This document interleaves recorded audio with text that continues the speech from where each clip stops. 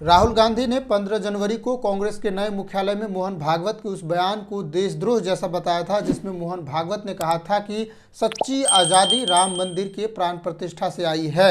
राहुल गांधी ने इसी दौरान खुद इंडियन स्टेट से लड़ने की बात कही थी। उन्होंने कहा था कि हम बीजेपी, आरएसएस और अब खुद इंडियन स्टेट से लड़ रहे हैं। इसको लेकर बीजेपी हमलावर हो गई और इसे देश विरोधी बताया जाने लगा।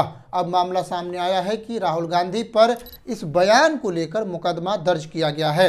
यह मुकदमा असम के गुवाहाटी पान बाजार पुलिस स्टेशन में पेशे से एक वकील मनजीत चेतिया ने दर्ज कराया है। कांग्रेस सांसद राहुल गांधी के खिलाफ दर्ज एफआईआर में आरएसएस प्रमुख मोहन भागवत के खिलाफ कथित तौर पर अपमानजनक टिप्पणी करने के आरोप लगाए गए हैं। असम पुलिस इंस्पेक्टर शंकर ज्योतिनाथ के हस्ताक्षर वाली एफआईआर में राहुल गांधी पर भारतीय न्याय संहिता की धारा 152 और 197 डी के तहत मामला दर्ज किया गया है। भारतीय न्याय संहिता की धारा 152 में मौखिक या लिखित शब्दों, संकेत, दृश्य, प्रतिनिधित्व, इलेक्ट्रॉनिक संचार या वित्तीय साधनों या अन्य माध्यमों से भारत के संप्रभुता, एकता या अखंडता को खतरे में डालना शामिल है। वहीं धारा 197 में भारत की संप्रभुता और अखंडता के खिलाफ जुड़ी कार्य शामिल है। अपनी शिकायत में मनजीत चेतिया ने कहा, 15 जनवरी को नई दिल्ली में कांग्रेस पार्टी के नए मुख्यालय के उद्घाटन के दौरान सांसद राहुल गांधी ने एक सार्वजनिक बयान दिया था। इसमें उन्होंने कहा कि अब हम बीजेपी, आरएसएस और इंडियन स्टेट से लड़ रहे हैं। शिकायतकर्ता चेतिया के अनुसार लोकसभा में नेता प्रतिपक्ष के पद पर आसीन एक व्यक्ति द्वारा सार्वजनिक मंच पर दिया गया यह बयान कोई साधारण टिप्पणी नहीं है। एफआईआर में कहा गया है कि राहुल गांधी का अभियान अभिव्यक्ति की स्वतंत्रता की सीमा से परे चला गया है। यह सार्वजनिक व्यवस्था और राष्ट्रीय सुरक्षा के लिए गंभीर खतरा पैदा करता है।